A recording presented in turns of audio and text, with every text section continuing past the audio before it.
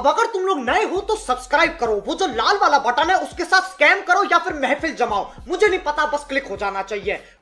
जय हिंद दोस्तों, मैं हूं आशीष और हम कर रहे थे chapter number 1 rational and irrational number of class 9th mathematics RS. Agrawala ICSC board से। तो अब हम आ चुके हैं, ऑलरेडी डिस्कस कर चुके हैं बेसिकली रैशनल नंबर्स को, और अब हम डिस्कस करने जा रहे हैं इरेशनल नंबर्स को, जो कि आपको एक्सरसाइज 1C के बेसिक कंसेप्ट के रूप में मैं आपको पढ़ा रहा हूँ। तो चलिए देखते हैं सबसे पहले इरेशनल नंबर्स क्या होते हैं। अगर आप लोगों को नहीं आपने वीडियो देखी है तो नंबरिंग मैंने कर दी है सीरियल वाइज, आपको लिंक जो है डिस्क्रिप्शन में मिल जाएगा, ठीक है।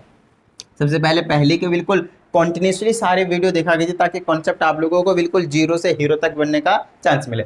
तो नेक्स्ट देखिए इरेशनल नंबर। अब इरेशनल नंबर की क्या कहानी रहती है भाई, वो चीज़ देख लेते हैं। तो आप लोगों को मैंने रैशनल नंबर में बताए थे, ध्यान दीजिएगा, डेसिमल के टर्म में जब मैं आप लोगों को समझा रहा था, विदाउट डेसिमल जो फ्रैक्शन में था पी बाई क्यू के फॉर्म में, where q is not equal to 0। साथ में जब मैं आपको डेसिमल के टर्म में बता रहा था तो वहां पे समझा रहा था कि वो टर्मिनेटिंग होते थे और वो नॉन टर्मिनेटिंग भी हो सकते थे, बट नॉन टर्मिनेटिंग के साथ साथ वो रिपीटिंग जरूर होंगे, है ना। एग्जाम्पल था आपके पास बहुत सारे। एग्जाम्पल के तौर पे था आपके पास 1.3 1/3, इसका 0.3333 आते चला जाएगा, है ना। 20 बाय आप 6 का एग्जाम्पल ले लो, 6.66666666 चलता रहेगा। इस तरह की कहानी आपको देखने को मिलती थी। 22/7 की कहानी अगर देखें तो आप 3.142857, फिर से 142857, फिर से 142857। और जब आप 22/7 को इस तरीके से डिवीजन करेंगे डेसिमल में तो आपको इस तरीके के नंबर मिलेंगे। तो ये जो चीज़ें देखिए यहाँ पे क्या है, ये तो नॉन टर्मिनेटिंग है, एक तो टर्मिनेटिंग था। देखिए 5/2 रैशनल नंबर है, नो डाउट। इसे इसको डिवाइड कीजिए, कितना आएगा आपको, आपके पास 2.5।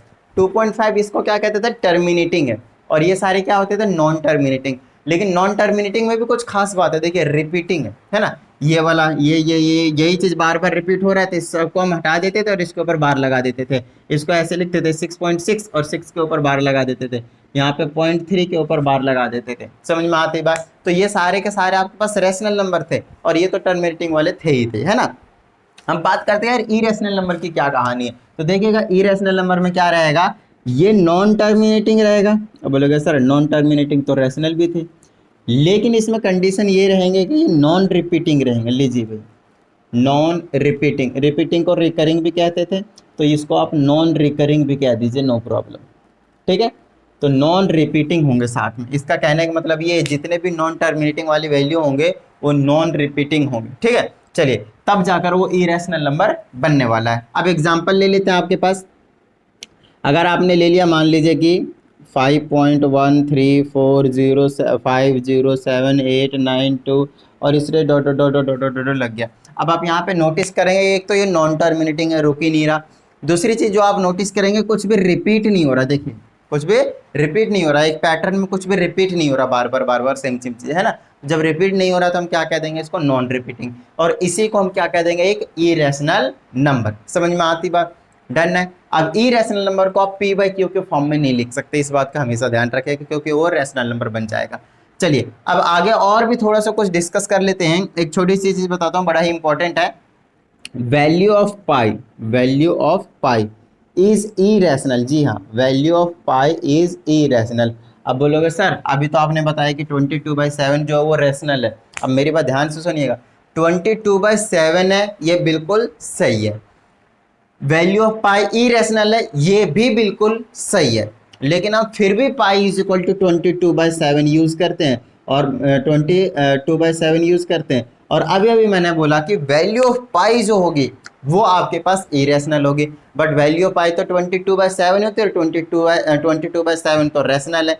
तो सर ये क्या कॉन्ट्राडिक्शन है। तो देखिए यहाँ पे क्या कॉन्ट्राडिक्शन की कहानी आती है वो समझाता हूँ।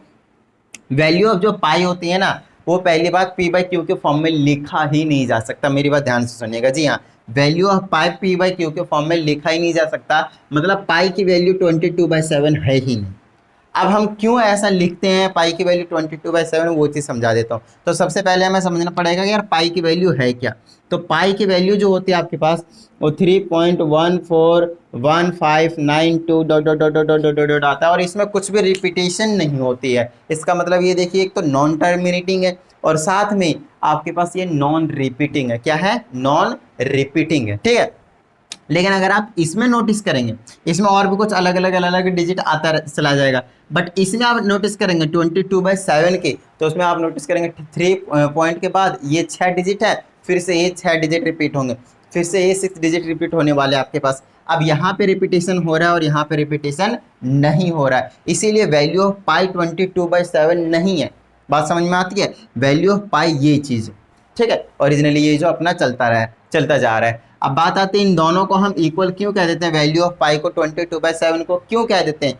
तो अगर आप नोटिस करेंगे तो ये 3.3.1414 ये जो डिजिट्स हैं आपके पास बिल्कुल सेम मिल रहे हैं। डेसिमल के बाद जनरली हम 2 डिजिट्स के आसपास नंबर को लिखने की कोशिश करते हैं नॉर्मली, है ना, एक जनरल फॉर्म में। तो यहाँ पे भी आप देखेंगे 3.14 और यहाँ पे भी आप देखेंगे तो 3.14 है, और यही रीज़न है कि पाई को हम 3.14 लिखते हैं। और क्योंकि 3.14 किससे आता है, 22/7 से आता है, तो इसको हमने 22/7 को पाई की वैल्यू क्या रखा है। मेरी बात फिर से समझ लीजिएगा, पाई जो है वो इरेशनल है और 22 जो है वो रेशनल है। इन दोनों का हमने इक्वल इसलिए बोला है क्योंकि ये एग्जैक्टली इक्वल तो नहीं है, बट हाँ अप्रोक्सीमेटली ये क्या है, इक्वल है। बट ये चीज़ कभी नहीं होती, ये दोनों इक्वल कभी भी नहीं है, ठीक है। बट एक्चुअल में जब हम नॉर्मली इग्नोर करके चलते हैं आफ्टर डेसिमल के 2 डिजिट्स के बाद, तब हम इन दोनों को इक्वल कह सकते हैं। समझ में आती है बात? डन है। चलिए इसको एक बार नोट डाउन कीजिए। ये तो हो गया डेसिमल के टर्म में। और थोड़ी चीज़ें को समझा देता हूँ मैं आप लोगों को कि इरेशनल नंबर को हम कैसे डिफाइन करेंगे, ठीक है। तो चलिए, अगर आपने स्क्वायर नंबर के बारे में सुना है, स्क्वायर रूट्स के बारे में, तो बहुत अच्छी बात है। नहीं सुना है तो कोई बात नहीं, बता देते हैं हम। चलिए, 1 × 1 आपने सुना होगा, 1 होता है। ऑफ कोर्स 1 का स्क्वायर होता है और उसकी वैल्यू 1 होती है। उस तरीके से 2 का स्क्वायर 4 होता है, जिसको हम क्या कहते हैं, 2 × 2। इस तरीके से आगे हम कंटिन्यू करते चले जाएंगे और कहीं तक भी चलते चले जाइए। n × n होगा, दैट विल बी n का स्क्वायर, और n स्क्वायर की कुछ ना कुछ वैल्यू आएगी। n की जगह कुछ ना कुछ सेम वैल्यू पुट करते चले जाइए, 1 2 3 4, आगे हम चलते चले जाएंगे और आपको ये जो नंबर्स मिलते चलेंगे 1 4 9 16 25 36, ये सारे को हम कहते हैं स्क्वायर नंबर। अब इनका अगर हम स्क्वायर रूट ले लेते हैं, इसका मतलब ये है कि √1 लिखता हूँ तो आपको 1 मिलेगा, √, अगर मैं 4 लिखता हूँ तो आपको 2 मिलेगा, √, अगर मैं 9 लिखता हूँ तो आपको 3 मिलेगा, √, अगर मैं 16 लिखता हूँ तो आपको 4 मिलेगा। तो ये जो नंबर्स थे स्क्वायर नंबर्स, उसमें जब हमने रूट ले लिया तो आपको एक परफेक्ट नंबर मिल गया। और ये जो नंबर हैं आपके पास, वो क्या है आपके पास, रेशनल नंबर्स हैं, because this numbers can be written in the form of p/q।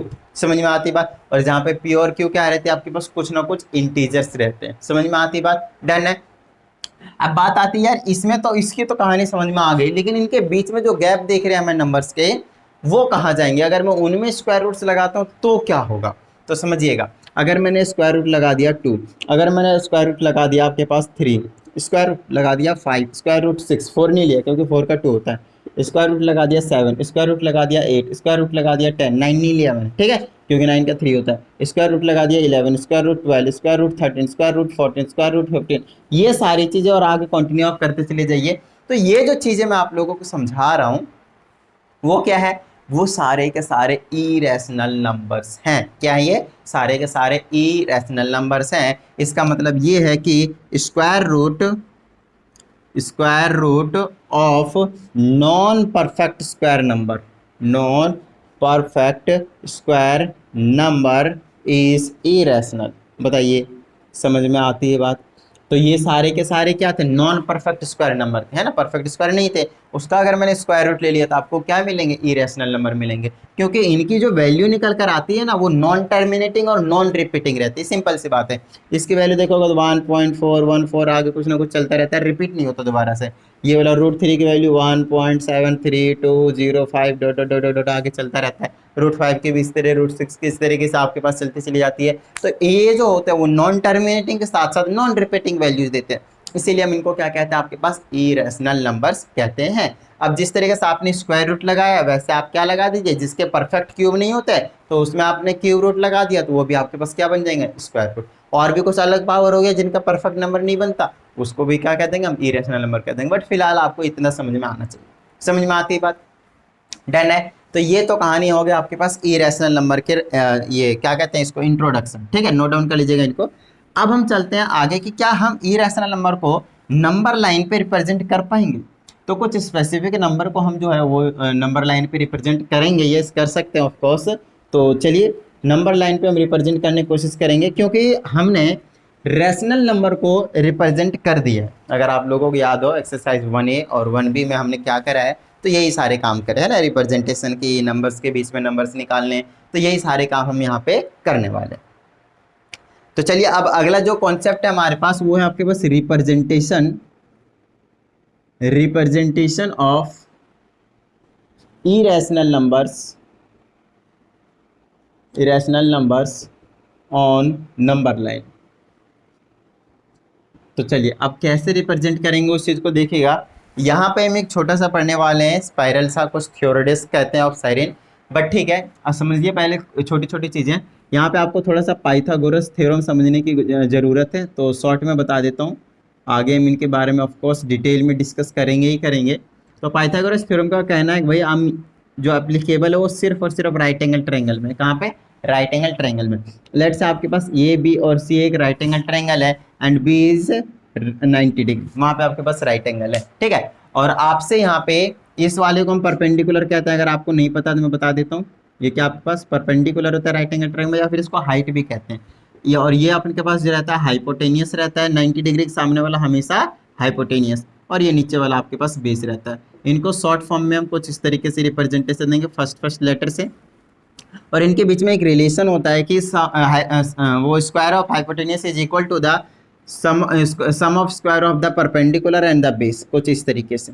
तो ये चीज़ कहता है, एक किसी भी राइट एंगल ट्रायंगल में अगर आप हाइपोटेनियस के स्क्वायर करते हैं तो वो किसके इक्वल आएंगे, बाकी जो दोनों साइड है परपेंडिकुलर और बेस उसके स्क्वायर का सम के इक्वल आएगा, ठीक है, प्लस करके, ठीक है। तो ये कहानी रहती है। अब यहाँ से आप लोगों को छोटा सा कॉन्सेप्ट आप लोगों को पता होना चाहिए कि अगर आपको दो साइड पता होगी तीसरी साइड निकालनी आनी चाहिए, ठीक है, लाइक दिस। यहाँ पे इस तरीके से जरूरत पड़ेगी, ट्रायंगल ये है, ये 90 डिग्री तो ये हाइपोटेनियस होएगा, ये आपके पास परपेंडिकुलर, ये आपके पास बेस, नेमिंग कुछ भी हो सकता है पी की ओर, ठीक है। चलिए एम एन ओ कर देते हैं क्योंकि यहाँ पे हमने पी यूज़ करा हुआ है। अब देखिएगा यहाँ पे क्या होता है, इनके बीच में रिलेशन ऑफ कोर्स अभी मैंने बताया h square is equal to p square plus का बी स्क्वायर। अब यहाँ पे क्या कहानी आती है उस चीज़ को समझिएगा। अगर मैंने आपको ये इसको 3 दे दिया, इसको मैंने 4 दे दिया, तो आपको हाइपोटेनियस निकालना आना चाहिए, जो कि बहुत ज़्यादा ईजी है। तो हाइपोटेनियस निकालेंगे तो क्या आ जाएगा मेरे पास, h square is equal to p का स्क्वायर मतलब 3 का स्क्वायर, और बी का स्क्वायर मतलब 4 का स्क्वायर। तो एच का स्क्वायर, 3 का स्क्वायर करेंगे 9 और 4 का स्क्वायर करेंगे तो 16। तो h is equal to square root के अंडर, स्क्वायर जब उधर भेजते हैं तो स्क्वायर रूट में चेंज होता है, 9 और 16 25, और 25 का कितना होता है आपके पास, रूट 5 होता है ना। ये किसका स्क्वायर है, 5 का, इसलिए यहाँ पे आ जाएगा आपके पास 5। अब हमने हाइपोटेनियस कितना निकाल दिया, 5। अब इसी तरीके से आपको हाइपोटेनियस निकालना आना चाहिए। देखिएगा ये है, ये है, ये है, अगर ये आपके पास 1 है, ये 1 है, तो इसको आपको निकालना आना चाहिए। तो हाइपोटेनियस निकालेंगे तो अंडर रूट के अंडर क्या आ जाएगा, देख लीजिए फॉर्मूला मैंने एच का स्क्वायर पहले भेज दिया, पी का स्क्वायर मतलब 1 का स्क्वायर और बी का स्क्वायर मतलब 1 का स्क्वायर। तो अंडर रूट में 1 प्लस का 1, तो अंडर रूट में कितनी आ जाएगा 2, तो ये वाला आ जाएगा आपके पास 2। क्या इतनी बात समझ में आती है। आगे चलिए, आगे कुछ और चीज़ों को थोड़ा सा पैटर्न नोटिस कीजिए। अगर मैंने आपको कह दिया कि ये 1 है और इसको मैंने कह दिया, या फिर ये बोल दिया मैंने रूट 2 है, समझिएगा, और ये बोल दिया अभी भी मेरे पास क्या है 1 है, तो अब हाइपोटेनियस निकालेंगे तो क्या निकलेगा, परपेंडिकुलर का स्क्वायर मतलब 1 का स्क्वायर प्लस में बेस का स्क्वायर मतलब रूट 2 का स्क्वायर, ठीक है। तो रूट के अंडर आ जाएगा 1 का स्क्वायर 1 प्लस में रूट 2, स्क्वायर रूट कैंसिल होता है तो 2 बचता है, तो अंडर रूट कितनी आ जाएगी 1 2 3, तो ये हो गया आपके पास अंडर रूट 3। आगे चलिएगा और थोड़ा सा, अगर मैंने ये बोला अंडर रूट 4 है या फिर 2 कह लीजिए एक तरीके से, अंडर रूट 4 का मतलब कि आपके पास 2 है ना, और ये वाला आपके पास 1 है, तो फिर से हाइपोटेनियस निकालिए तो स्क्वायर रूट के अंडर में 1 का स्क्वायर और प्लस में इसका आ जाएगा तो 2 का स्क्वायर, तो एच इज इक्वल टू कितना आ जाएगा, रूट के अंडर में 1 प्लस का 4, तो हाइपोटेनियस कितना आ जाएगा आपके पास under root 5, sorry under root 5। समझ में आती है बात। तो ये कहानी है आपके पास नॉर्मली सिंपल, ठीक है। तो हाइपोटेनियस निकालना आना चाहिए, तो ये कितना आ गया आपके पास अंडर रूट 5। ऐसा मैं इसलिए करवा रहा हूँ क्योंकि इनका अभी हम यूज़ करने वाले हैं, अभी हम थ्योरडिस पढ़ेंगे, ठीक है, वहाँ पे हम इनका यूज़ भी करेंगे। समझ में आती बात। तो यही चीज़ आप लोगों को समझ में आ जाना चाहिए। जैसे ये देखिए रूट 2 है, ये देखिए रूट 3 है, ये देखिए रूट 5 है, ये सारे कौन से नंबर है, इरेशनल नंबर से, और इन इरेशनल नंबर्स का भी हम यूज़ करेंगे रिप्रेजेंटेशन में नंबर लाइन पे। समझ में आती बात। तो ये तो मैंने आप लोगों को थोड़ा सा इंट्रोडक्शन दे दिया पाइथागोरस का। एक छोटा सा इंट्रोडक्शन और देता हूँ मैं आप लोगों को। अगर आपके पास इस तरीके से है, अगर आपके पास ये 1 है, ये 1 है, तो ये हमेशा 1 रूट 2 निकल कर आएगा, 1 यहाँ पे लिखने की ज़रूरत नहीं होती। यहाँ पे आप निकालेंगे तो आपको पता चलेगा ये 2 है, ये है, तो आपके पास 2 रूट 2 आएगा। उसके बाद अगला है आपके पास, अगर यहाँ पे 3 है, 3 है तो ये 3 रूट 2 निकल कर आएगा। उसके बाद अगर ये आपके पास 4 है, 4 है तो ये 4√2 निकल कर आएगा। उसके बाद आपके पास ये 5 है, ये 5 है तो ये 5√2 निकल कर आएगा। उसके बाद अगर ये 6 है, ये भी 6 है आपके पास, तो आपके पास ये जो निकल कर आएगा वो 6√2 निकल कर आएगा। पैटर्न समझ में आ रहा है आपके पास? परपेंडिकुलर और बेस अगर सेम सेम होते हैं तो सिर्फ √2 लग जाता है हाइपोटेनियस में। चलिए एक क्वेश्चन करके दिखा देता हूँ मैं, लाइक ये वाला उठा लेता हूँ मैं। तो चलिए हाइपोटेनियस निकालेंगे तो स्क्वायर रूट के अंडर कितना आ जाएगा, 4 का स्क्वायर प्लस में 4 का स्क्वायर, परपेंडिकुलर का स्क्वायर प्लस बेस का स्क्वायर। तो हाइपोटेनियस का आ जाएगा, ये आ जाएगा 16 प्लस का 16, तो हाइपोटेनियस आ जाएगा √32। अब √रूट तो 32 आया, बट मैंने तो आपको बोला 4√2, तो आपको पता होना चाहिए इसका हम क्या करते हैं, प्राइम फैक्टराइजेशन, और फिर जिसके पेयर बनते हैं उसको बाहर रखते हैं, जिसका पेयर नहीं बनता है उसको √रूट में रखते हैं।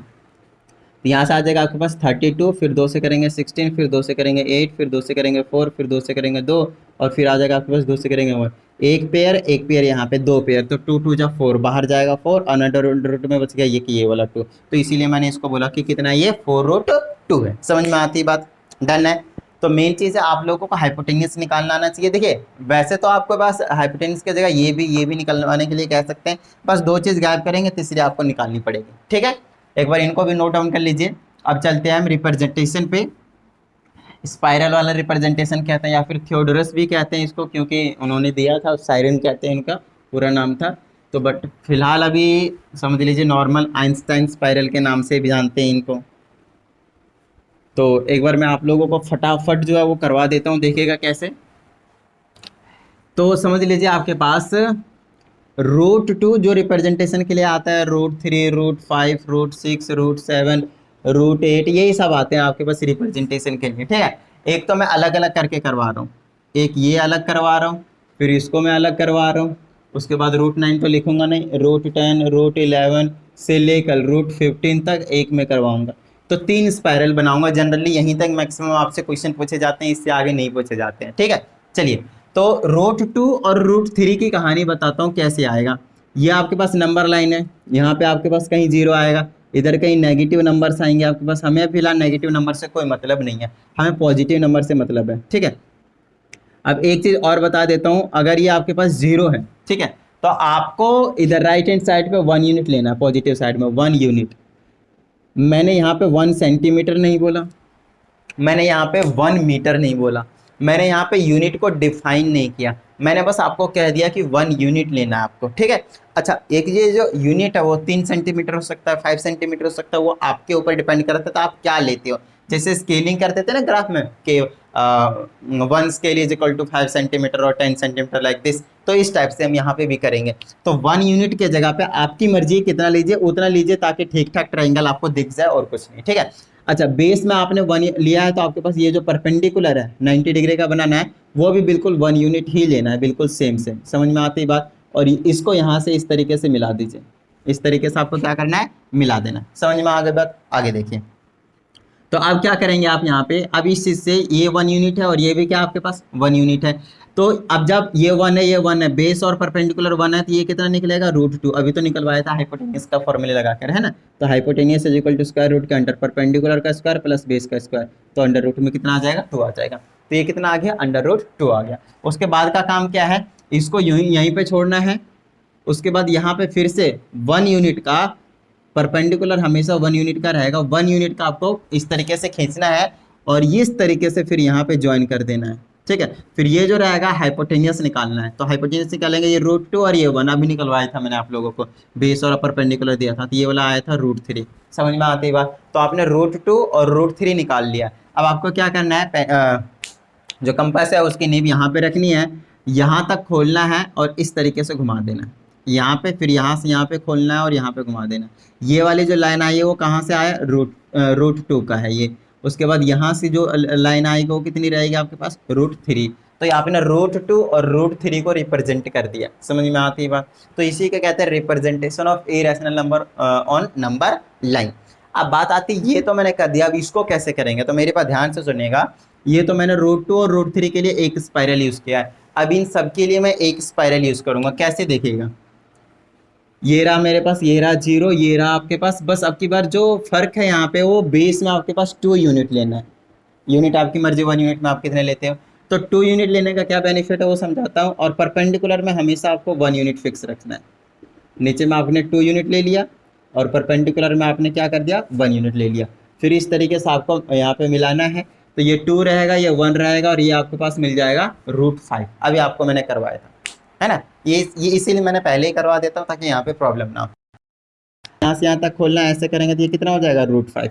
अब यहाँ से यहाँ तक 1 यूनिट और बढ़ाना है आपके पास परपेंडिकुलर, ये परपेंडिकुलर होना चाहिए, यहाँ पे 90 डिग्री का एंगल बनना चाहिए, हर बार 90 का एंगल। ये 1 आ गया, इसको यहाँ पे ज्वाइन कीजिए, फिर यहाँ से यहाँ तक ऐसे कर दीजिए, तो ये जो रहेगा वो √6 बना लेगा, ये आ जाएगा √6, √5 और परपेंडिकुलर में 1, √6 आएगा, ठीक है। और ये √6 हो गया, फिर से यहाँ पे परपेंडिकुलर कीजिए और 1 बढ़ा दीजिए, तो ये यहाँ से यहाँ पे आएगा, तो ये वाला √7 आएगा, √7 का रिप्रेजेंटेशन ऐसे कर दीजिए। समझ में आती बात। इसमें एक और परपेंडिकुलर खींच दीजिए 1 यूनिट का और इसको ऐसे मिला दीजिए, तो ये वाला कितना आ जाएगा √8 और इसको ऐसे घुमा दीजिए, तो ये कितना आ जाएगा बस √8। समझ में आती बात, डन है। तो यहाँ पे आपने रिप्रेजेंटेशन कर दिया। अब बात आती है इसकी रिप्रेजेंटेशन कैसे करेंगे। देखिए मैं कर क्या रहा हूँ, पहला वाला 1 का स्क्वायर तो 1 होता है, √√ भी 1 होता है, कोई दिक्कत नहीं। √4 की वैल्यू 1 थे तो उससे पहले वाले मैंने 1 लेकर रिप्रेजेंट किया। फिर आपके पास √4 के बाद से लेकर √9 के पहले तक की जो वैल्यू है ना, हर परफेक्ट स्क्वायर नंबर के बीच वाली वैल्यू को आपको नोटिस करना है। तो उसके लिए बेस में आपने 2 लिया है, यहाँ पे 1 लिया ताकि √5 आ जाए, फिर 1 1 1 1 बढ़ाते जाइए और आपके पास मिलता चला जाएगा, ठीक है। ये भी आपके पास 1 ही है। अब देखिएगा, अब यहाँ पे 3 से आगे जाएंगे तो 3 है, तो बेस के जगह पे आपकी बार हम 3 यूज़ करेंगे। बेस के जगह अगर हमने 3 यूज़ किया और परपेंडिकुलर के जगह 1, तो ये √10 आ जाएगा इस तरह, जहाँ √5 आया √10 आएगा। फिर ऐसे करते करते 1 बढ़ाते चले जाएंगे, √15 तक। जनरली आपसे इतना ही पूछा जाता है। अब बात आती है, हो सकता है इन सबको एक ही स्पाइरल में आपको रिप्रेजेंट करना हो, तो बहुत ज़्यादा आसान काम। लीजिए 1 से ही आपको शुरू करने की जरूरत पड़ेगी। यहाँ पे 0 है, यहाँ से 1 तक और यहाँ से भी क्या आपके पास 1 तक, ऐसे कर लीजिए। ये आ गया आपके पास √2 और ये आ गया अपने √2 रिप्रेजेंटेशन। 1 बढ़ाइए, ऐसे कर दीजिए, ये कितना आ जाएगा आपके पास √3, है ना। फिर 1 बढ़ाइए परपेंडिकुलरली, यहाँ से ले आइए, ये कितना आ जाएगा √4। उसके बाद आगे चला जाइए, 1 बढ़ाइए, इस तरीके से आगे ले आइए, ये कितना आ जाएगा √5। और इसी तरीके से थोड़ा सा बड़ा करके, ताकि बहुत सारे ऐसे आ जाए और ऐसे घूमते चले जाएंगे, घूमते चले जाएंगे, घूमते चले जाएंगे, इस तरीके से, ठीक है। आपके बुक में भी गिवन है, आप बहुत अच्छे तरीके से उसको देखकर नोटिस करके समझ सकते हैं। समझ में आती बात। तो ये तो बात हो गई भाई representation of rational number on number, irrational numbers on number line. समझ में आती बात। चलिए फटाफट नोट डाउन कीजिए। अब थोड़ा सा एक और बड़ा ही मस्त कॉन्सेप्ट है जो कि थोड़ा सा थ्योरेटिकल आएगा, वहाँ पे हमें करने की ज़रूरत पड़ेगी प्रूफ वगैरह, तो एक बार इनको नोट डाउन कर लीजिए। आगे की भी चीज़ें मैं आप लोगों को करवा देता हूँ। आगे जो आपके पास है वो है प्रूफ करने का। तो प्रूफ कैसे करेंगे तो समझिएगा इस चीज़ को। ये जो चीज़ है वो बहुत कम ही स्टूडेंट को समझ में आता है, जो भी मैं आप लोगों को समझाने जा रहा हूँ, बट ठीक है चिल मारो। अब आपके पास आ जाता है √2, √3, √5। देखिए जो नॉन परफेक्ट स्क्वायर नंबर है, ध्यान दीजिएगा, जो नॉन परफेक्ट स्क्वायर नंबर है अगर मैं उसमें स्क्वायर रूट लगा देता हूँ तो वो इरेशनल बन जाता है, नो डाउट। तो इसी टाइप से आपसे क्वेश्चन पूछ लिया जाता है थ्योरम बनाकर कि बताइए √2 जो है वो क्या आपके पास इरेशनल है, बताइए √3 है वो एक इरेशनल है, बताइए √5 जो है वो एक इरेशनल है, बताइए √6 एक इरेशनल है, बताइए √7 एक इरेशनल है। क्यों है वो आपको प्रूफ करना है, ठीक है। तो चलिए स्टार्ट करते हैं। अच्छा, इसको जो प्रूफ करने का है इरेशनल नंबर, उसको हम प्रूफ करेंगे कॉन्ट्राडिक्शन मेथड से। अब ये कॉन्ट्राडिक्शन मेथड क्या होता है उस चीज़ के बारे में बता देता हूँ मैं, तो समझिएगा। मान लीजिए एक एग्जांपल दे रहा हूँ, मान लीजिए आपका नाम श्रेया, ठीक है, आपका नाम श्रेया, ठीक है, समझ लीजिए, सिर्फ मान लीजिए आपका नाम क्या है श्रेया। उसके बाद मैंने बोला कि आपका नाम श्रेया नहीं, आपका नाम काजल है। लो भाई, आपका नाम श्रेया नहीं है, आपका नाम काजल है। मेरी बात ध्यान से सुनिएगा, आपका जो ओरिजिनल नेम है वो आपका श्रेया है, ठीक है, आपका जो ओरिजिनल नेम है वो श्रेया है, बट मैंने बोला आप श्रेया नहीं क्या हो, काजल, ठीक है, ओके। अब आगे देखिएगा, ओरिजिनली आप श्रेया हो बट मैंने आपको कह दिया आप काजल हो। अब बात आती है, हम जब तक मैं आपको कुछ प्रूव नहीं दूंगा, जब तक मैं लोगों को कुछ प्रूव नहीं दूंगा कि नहीं ये श्रेया नहीं ये काजल है, तब तक लोग यकीन ही नहीं करेंगे मुझ पे कि आप सच में काजल हो। तो मुझे उसके लिए क्या करना पड़ेगा, मुझे उसके लिए अलग अलग आपके डॉक्यूमेंट्स चेक करने पड़ेंगे, Aadhaar card, PAN card, certificates, everything all over, सारी चीज़ें, ठीक है। अब बात आती बर्थ सर्टिफिकेट वगैरह सारी चीज़ें मैंने चेक कर लिया, कहीं पे मुझे काजल का नामो निशान नहीं मिला। अब कहीं पे भी काजल का नामो निशान नहीं मिला, इसका मतलब 100% है कि यार, लेकिन जो मिला वो क्या मिला आपके पास, श्रेया मिला। ठीक है, तो श्रेया मिल गई मुझे भाई। अब श्रेया मिल गई तो मैं क्या करूं, अब जो ओरिजिनली आप श्रेया थे तो आप श्रेया के श्रेया ही रह गए, मैं काजल आपको प्रूव नहीं कर पाया। तो इसी को कहते हैं कॉन्ट्राडिक्शन मेथड। कॉन्ट्राडिक्ट करके यहाँ पे हम प्रूव करने वाले हैं। इसका मतलब ये है कि अगर मुझे √2 को इरेशनल प्रूव करना है तो मैं क्या करूंगा, इसको सबसे पहले रैशनल मानूंगा। क्या मानूंगा, रैशनल नंबर मानूंगा। अच्छा, रैशनल नंबर मानूंगा तो मैं इसको रैशनल नंबर ही प्रूव करने की कोशिश करूंगा, बट ये प्रूव नहीं होगा रैशनल नंबर। तो हम कह देंगे कि ये क्या है, अगेन ये वापस अपने ओरिजिनल नेम पे आ जाएगी, श्रेया पे, और ये इरेशनल नंबर पे आ जाएगी। समझ में आती बात। तो ये वाला जो कॉन्सेप्ट है उसको हम यूज करने वाले हैं। चलिए देखिए, तो सबसे पहले assume that √2 is a rational number, is a rational number। क्या इतनी बात समझ में आती है, डन है। चलिए आगे चलते हैं। हमने एज्यूम कर लिया √2 एक इरेशनल नंबर है, एक रैशनल कह रहा हूँ, इरेशनल नहीं कह रहा हूँ। तो इसीलिए देयरफॉर मैं क्या कह सकता हूँ, √2 किसके इक्वल होगा, p/q के, और where q will not be equal to 0। Also p and q have not factors other than 1। देखिए, जो आपके पास रैशनल नंबर होते हैं वो आपके पास नॉर्मली इंटीजर्स हो जाते हैं, नो प्रॉब्लम। ठीक है, उसके नीचे आप 1 लगाइए और आपके पास रैशनल नंबर बन जाता है। बट एक परफेक्ट रैशनल नंबर आप किसको कहेंगे, जो p/q के फॉर्म में ऑलरेडी लिखा हो, लाइक दिस 3/5। देखिए ये एक परफेक्ट क्या आपके पास रैशनल नंबर है। अगर मैंने नॉर्मली 3 लगाया तो ये परफेक्ट नहीं है, इसके नीचे मुझे 1 लगाना पड़ेगा, उसके बाद ये बनेगा आपके पास क्या, रैशनल नंबर।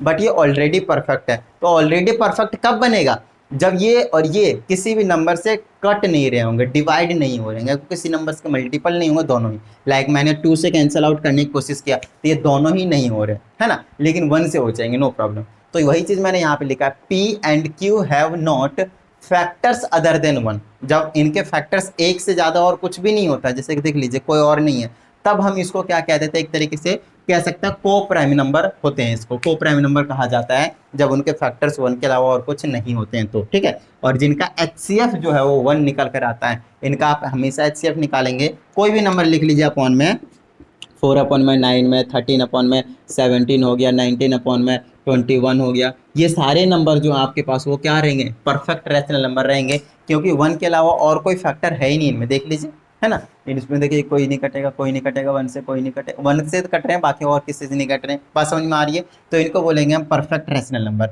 हमेशा यहाँ पे जो लेट करना वो क्या, परफेक्ट रैशनल नंबर ही आपको लेट करना है।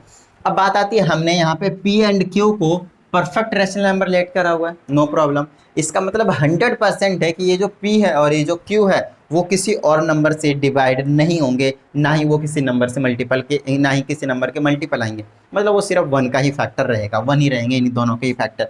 लेकिन अगर ऐसा हो जाए कि इनके कोई और फैक्टर निकल कर आ जाए, तब क्या होगा, तब तो हमने जो माना है वो गलत हो जाएगा ना, फिर वो रैशनल नहीं रहेगा। समझ में आती बात। चलिए, तो यहाँ पे हम क्या करेंगे, यहाँ पे सबसे पहले क्रॉस मल्टीप्लाई कर दिया, √2 times q is equal to p का p। ठीक है, उसके बाद कर दीजिए यहाँ पे स्क्वायरिंग बोथ साइड। क्या करना है आपको, स्क्वायरिंग बोथ साइड। ऐसा मैं क्यों कर रहा हूँ, ताकि रूट हटे, रूट वाली थोड़ी प्रॉब्लम करते हैं सॉल्व करने में। तो स्क्वायरिंग बोथ साइड करेंगे तो ऐसे लिखूंगा मैं इस तरीके से, तो स्क्वायर इसमें भी जाएगा, इसमें भी जाएगा, स्क्वायर रूट हटेगा तो 2 बचेगा, q का स्क्वायर हो जाएगा, और इज इक्वल टू में यहाँ पे क्या बचेगा, p का स्क्वायर। समझ में आती है बात, डन है। अब देखिएगा यहाँ पे हो क्या रहा है, यहाँ पे एक छोटी सी चीज देखिएगा, p स्क्वायर किसके कर लो, 2 टाइम्स q का स्क्वायर। अब यहाँ पे p and q are some integers. ठीक है, कुछ भी इंटीजर हो सकते हैं, नो प्रॉब्लम।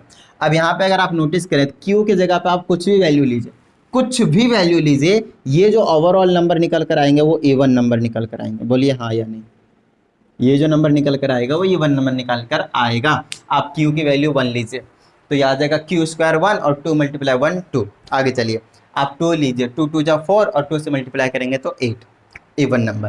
3 लीजिए, 3 3 जा 9, 9 2 जा 18, 8 एक आपके पास क्या है, इवन नंबर। अब आप कुछ भी इंटीजर ले रहे हो, चाहे नेगेटिव का लीजिए, नो प्रॉब्लम, वो जो नंबर निकल कर आएगा, चाहे आप जीरो लीजिए नो प्रॉब्लम, जीरो पे एक आपके पास एक इवन नंबर है, वो सारे के सारे क्या आ रहे हैं, एक इवन नंबर ही आ रहे हैं। समझ में आती बात। इसका मतलब ये है कि पी स्क्वायर की जो वैल्यू आएगी वो क्या रहेगी, इवन नंबर। अच्छा, पी स्क्वायर अगर इवन नंबर है तो पी भी आपके पास एक नॉर्मली इवन नंबर ही निकल कर आएगा। तो यहां से हमें एक छोटी सी चीज पता चलती है कि P क्या है, एक इवन नंबर है, या फिर आप कह सकते हो मल्टीपल ऑफ 2 है। अच्छा, कोई नंबर अगर किसी नंबर का मल्टीपल है तो उसी नंबर से वो डिविजिबल भी होता है। तो यहाँ से मैं क्या बोलूँगा, पी स्क्वायर, यहाँ आप 2 को बेशक इधर ले जाइए, आप ऐसे बोल दीजिए और बोल दीजिए p square is divisible by 2। ध्यान दीजिएगा, p square is divisible by 2 and hence p is also P is also divisible by 2। समझ में आई बात। देखिए, अगर P जो है वो 2 का मल्टीपल है तो P से इधर ले गया तो डिवाइड भी हो रहा है। अच्छा, P स्क्वायर अगर 2 से डिवाइड हो रहा है तो नॉर्मली अगर कोई नंबर P होगा तो वो भी 2 से डिवाइड होगा। तो मैंने यहाँ पे क्या प्रूव कर दिया कि P का एक के अलावा 2 भी एक फैक्टर है, बट हमने क्या लेट करा हुआ है कि यहाँ पे कोई फैक्टर नहीं है। समझ में आती है बात। हमने माना हुआ कोई भी फैक्टर नहीं है, बट यहाँ तो फैक्टर निकाल दिया हमने 2। अब जिस तरीके से हमने P का एक फैक्टर निकाल दिया 2, इसी 2 से हम क्या करेंगे, Q को भी डिवाइड कर देंगे, उसका भी फैक्टर बना देंगे 2 को। तो यहाँ से हम बेसिकली जो हमने माना हुआ है वो चीज़ गलत हो जाएगी। समझ में आती बात। और इसी चीज़ को बोलेंगे समथिंग इज रॉन्ग, कॉन्ट्राडिक्ट। समझ में आती बात। चलिए नेक्स्ट क्या करना है प्रूफ करने के लिए कि Q जो है वो 2 से डिवाइड हो रहा है, उसके लिए लेट करना है P इज इक्वल टू, यहाँ पे हमने P को प्रूफ कर दिया, P को लेट कर लीजिए, जो स्क्वायर रूट के अंडर नंबर होगा वही लेना है 2, और उसके साथ आप कुछ भी कांस्टेंट ले सकते हैं A to Z तक। बस आपको ध्यान रखना प्योर Q ना ले, क्योंकि ऑलरेडी यहाँ पे प्योर Q है। चलिए, तो यहाँ पे लेट ये करना है और यहाँ पे पुट कर देना है, इसको फर्स्ट इक्वेशन के नेम कर दीजिए और पुट कर दीजिए। तो ये आ जाएगा Q square is equal to, यहाँ पे आ जाएगा 2K और ये रहा स्क्वायर डिवाइडेड बाय 2, ये आ जाएगा Q का स्क्वायर इज इक्वल टू, ये आ जाएगा 4K का स्क्वायर, स्क्वायर करेंगे तो 4K स्क्वायर डिवाइडेड बाय 2 से 2 कैंसिल, ये आ गया 2। तो मेरे पास बच गया क्या, Q का square is equal to 2K का स्क्वायर। कि यहाँ पे फिर से कुछ ना कुछ कांस्टेंट था। अब देख लीजिए फिर से ऐसे ही कहानी आ गया, Q स्क्वायर किसके इक्वल है, 2 टाइम्स K स्क्वायर का। अब K कुछ भी वैल्यू रहेगा उसको अगर मैं 2 से मल्टीप्लाई करूँगा, K बेसिकली यहाँ पे इंटीजर वाली है, ठीक है, इंटीजर का कॉन्स्टेंट है, तो फिर से वो 2 का मल्टीपल होगा, 2 का मल्टीपल होगा मतलब ये भी क्या रहेगा आपके पास, Q स्क्वायर इवन नंबर रहेगा। Q स्क्वायर इवन नंबर है, इसका मतलब सिंपली Q भी एक इवन नंबर रहेगा, मतलब वो 2 से कटेगा। देखिए इवन तो खैर क्या ही बोलेंगे, ये तो सही है कि पता चल रहा है 2 से आ रहा है, 3 से आएगा तो आपको समझ में नहीं आएगा इवन रहेगा या नहीं रहेगा। तो आपको समझना है वो 2 का मल्टीपल है, 2 का मल्टीपल है, तो इस 2 को मैं क्या करूँगा, इधर ले आऊँगा, तो ये क्या आ जाएगा, 2 से डिविजिबल भी हो जाएगा। तो ये डिविजिबल वाला कॉन्सेप्ट मैंने जो लिखा है उसको थोड़ा सा कॉन्सेप्ट में रखिएगा, क्योंकि हर बार आप इवन नंबर का कॉन्सेप्ट अप्लाई नहीं कर सकते, क्योंकि हर बार आपके पास √2 नहीं आएगा, √3 आ जाएगा, उस केस में आप इवन नंबर नहीं पकड़ पाएंगे।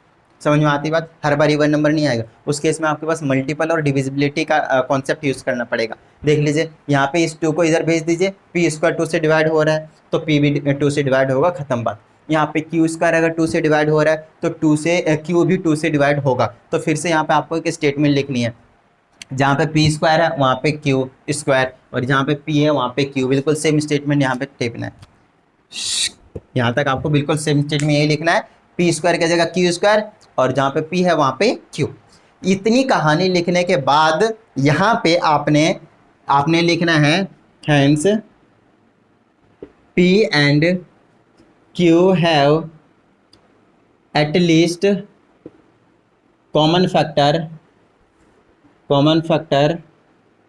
2।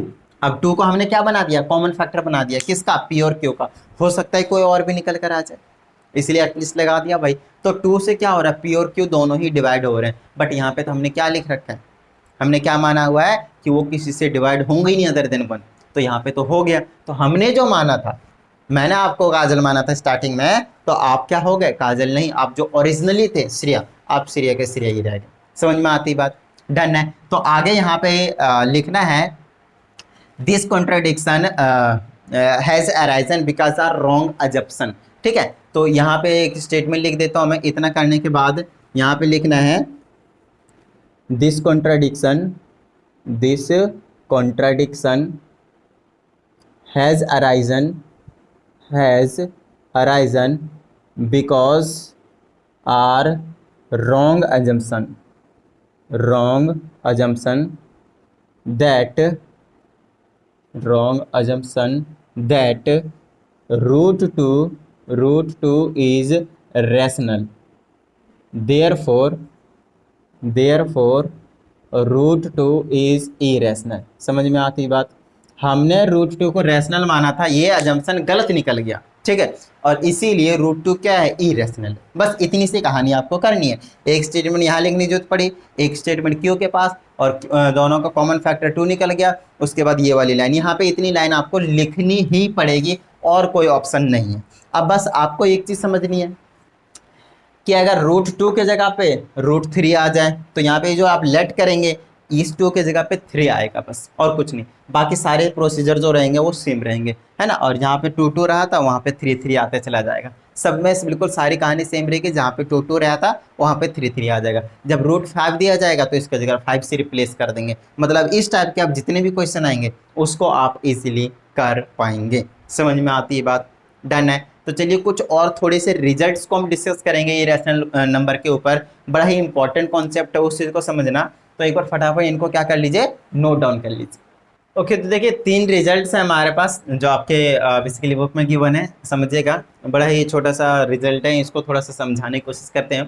कहता है so that negative of N irrational number is irrational. इसका कहने का मतलब ये है कि अगर आपके पास एक इरेशनल है, जो कि अभी आपको मैंने प्रूफ करवाया root 2, अगर मैं इसका नेगेटिव ले लेता हूँ, मतलब नेगेटिव का ले लेता हूँ, तो आपके पास ये जो रहेगा वो भी इरेशनल ही रहेगा, उसमें कुछ भी फर्क नहीं पड़ेगा, क्योंकि वो नॉन टर्मिनेटिंग नॉन रिपीटिंग तो जब भी रहने वाले हैं, तो वो क्या रहेगा, इरेशनल रहेगा।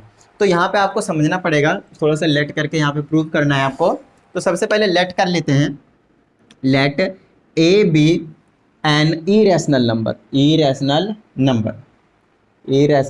नंबर। हमने ए को क्या लेट करा है, एक इरेशनल नंबर लेट किया। अब देखिए, एंड ये एक तरीके से आप कह सकते हैं कि ये क्या आपके पास गिवन है। अब कुछ भी एक तो चीज़ ना गिवन तो होगी, जिसको हमें प्रूफ करना है कि वो इरेशनल, जिसको हमें प्रूफ करना है कि उसका नेगेटिव लेने के बाद भी वो इरेशनल नंबर है। उसके बाद negative of a to proof में डाल दीजिए। टू प्रूफ में आप कह सकते हैं जो आपको प्रूफ करना है कि negative A is an irrational number. इसका मतलब ये है कि आपको उन्होंने बता दिया है कि ए क्या एक रैशनल नंबर है, मतलब root 2 एक इरेशनल नंबर है। आपको पहले क्या दिया, तो -√2 को आपको प्रूव करना है कि वो एक इरेशनल नंबर है। तो ए एक इरेशनल नंबर है, तो -a को अब आपको प्रूव करना है कि एक इरेशनल नंबर है। तो उसके लिए हम क्या करेंगे, फिर से कॉन्ट्राडिक्शन मेथड। इस वाले को मैं क्या करूंगा, एक रैशनल नंबर लेट कर लूंगा। तो यहाँ पे लिखूंगा assume that negative of A is a rational number. ये वाला, ये वो नहीं है, आर्टिकल वाला, ये इज ए रैशनल नंबर। समझ में आती बात? डन है। चाहे आप इसके जगह पे इसको x से रिप्लेस कर दीजिए, नो प्रॉब्लम। क्या किससे रिप्लेस कर दिया मैंने, x से रिप्लेस कर दिया, ठीक है। चलिए, अब ये जो था आपके पास x एक इरेशनल नंबर है, हमें प्रूफ करना है नेगेटिव x क्या एक इरेशनल नंबर है। तो पहले मैंने क्या किया, नेगेटिव x को रैशनल मान रखा है। अब मैं इसको रैशनल प्रूफ करने की कोशिश करूंगा, बट नहीं होगा तो ये इरेशनल बन जाएगा। तो आप देखिएगा मैं यहाँ पे कर रहा हूँ टेकिंग नेगेटिव अगर मैं इसमें लेता हूँ तो नेगेटिव ऑफ x आ जाएगा। तो नेगेटिव कैंसिल हो जाएगा, तो क्या हो जाएगा, x बचेगा। मैंने क्या किया, नेगेटिव का वो रैशनल नंबर का नेगेटिव ले लिया। तो negative of A rational number is rational. ये चीज़ आपको पता होना चाहिए। अब समझिएगा मेरी बात, अगर आपके पास एक 2 है या फिर 5 है, ए क्या है आपके पास एक रैशनल नंबर है, अगर इसमें अगर मैं माइनस लगाता हूँ जब भी वो रैशनल ही तो रहेगा, नो प्रॉब्लम। तो अभी हमने क्या माना था, थोड़ी देर के लिए हमने माना था कि नेगेटिव ऑफ x क्या है, रैशनल है। और इसका अगर मैं नेगेटिव लेता हूँ तो नेगेटिव कैंसिल हो गया, तो मेरे पास सिर्फ x बचा। तो x क्या होना चाहिए, रैशनल ही बचना चाहिए, बट बचा क्या है, x तो हमें पहले से गिवन है कोई इरेशनल है। समझ में आती बात? यहाँ पे लिख देंगे therefore x is an irrational number. Negative x is an irrational number, क्योंकि हमने नेगेटिव x को हमने रैशनल नहीं प्रूव कर पाए, वो इरेशनल ही रह गया। समझ में आती बात? डन है। तो ये कहानी थी आपके पास पहले वाले रिजल्ट्स की, तो इसको फटाफट नोट डाउन कीजिए। अब करते हैं सेकंड नंबर का रिजल्ट। देखिए क्या कहा जा रहा है सेकंड नंबर के रिजल्ट्स के, बहुत अच्छे से एक बार रीड आउट कीजिए। यहाँ पे सम की बात कर रहा है भाई, कहता है एक सम कर लीजिए किसका, रैशनल का और इरेशनल नंबर का, ठीक है, इरेशनल नंबर का। और दोनों का अगर मैं सम करता हूँ तो वो इरेशनल ही रहेगा, ऐसा अपने को प्रूव करना है। तो हमने क्या कर लिया, एक रैशनल नंबर को हमने ए लेट कर लिया, ठीक है, एक इरेशनल नंबर को हमने बी लेट कर लिया, तो इनका सम करेंगे ए प्लस बी, वो भी क्या आना चाहिए आपके पास, इरेशनल आना चाहिए। ऐसा प्रूफ करना है, ये चीज आपको प्रूफ करनी है, ठीक है।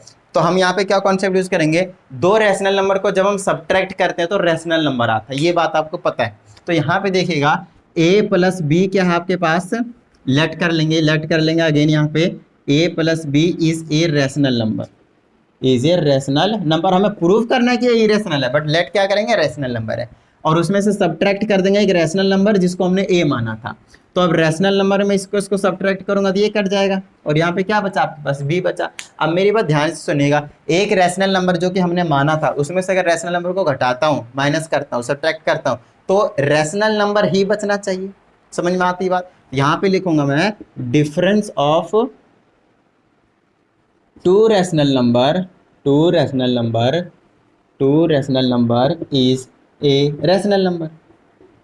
Is a rational number, but यहाँ हो क्या रहा है समझिएगा, इसको हमने रैशनल नंबर माना, ये तो ऑलरेडी है ही है रैशनल नंबर, तो इन दोनों को अगर मैं सब्ट्रैक्ट करता हूँ क्या आना चाहिए, एक रैशनल नंबर, बट क्या बचा है, बी बचा है, और बी क्या था, इरेशनल नंबर था। ये दोनों चीजें गिवन ही ऑलरेडी, रैशनल इरेशनल सम, ठीक है।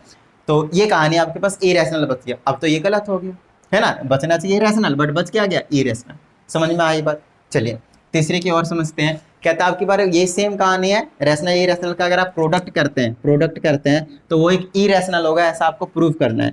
तो ये टू प्रूफ में डालना है, ये एक इरेशनल नंबर है, ऐसा आपको प्रूव करना है, ठीक है। तो हम क्या करेंगे, इसको लेट कर लेंगे, let a b is a rational number, इसको हमने लेट कर लिया। अब क्या करूँगा, यहाँ पे क्वोशंट वाला डिवाइड का रूल यूज करूंगा। अगर मैं ए बी को डिवाइड कर दूं एक रैशनल नंबर से जो कि ए था, ए रैशनल नंबर है, बी इरेशनल नंबर, समझ में आती बात। तो उनका प्रोडक्ट भी इरेशनल है, ऐसा हमें प्रूव करना है। सेम क्वेश्चन, यहाँ पे सम था, यहाँ पे आपके पास प्रोडक्ट था, तो यहाँ पे लिख देंगे हम quotient of to rational number must be rational. But यहाँ पे निकल कर क्या आ रहा है भाई, देख लीजिए, इससे इसका कैंसिल कर देंगे, बी बचेगा, और जो कि बी क्या आपके पास इरेशनल। समझ में आती बात। रैशनल नंबर को हमने क्या लेट करा था, ए, और इरेशनल नंबर को हमने क्या लेट करा था, बी। मतलब एक तरीके से ये दोनों चीज गिवन थी, हमें ये प्रूव करना था कि इनका प्रोडक्ट क्या है, इरेशनल है। अब प्रोडक्ट को इरेशनल प्रूव करने के लिए उस प्रोडक्ट को हमने क्या मान लिया, रैशनल। अब रैशनल को हमने रैशनल से डिवाइड कर दिया तो रैशनल आना चाहिए, बट आ क्या आ गया, बी, जो कि गिवन था वो क्या है, इरेशनल। समझ में आती बात। इसमें भी सेम कॉन्सेप्ट, इसमें सेम कॉन्सेप्ट, और इसमें भी आपके पास ऑलमोस्ट सेम क्वेश्चन ही, कॉन्सेप्ट ही था। समझ में आई बात। तो अभी तक मैंने आप लोगों को सिर्फ और सिर्फ इसमें कॉन्सेप्ट क्लियर करवाए है ना, कॉन्सेप्ट क्लियर करवाए हैं। यहाँ पे अभी मैंने कुछ क्वेश्चंस के डिस्कस नहीं किया हुआ है, बट ठीक है, अगली वीडियो में, नेक्स्ट वीडियो में हम क्वेश्चंस की भी प्रैक्टिस कर लेंगे, क्योंकि वीडियो थोड़ी सी लंबी हो गई कॉन्सेप्ट बताते बताते।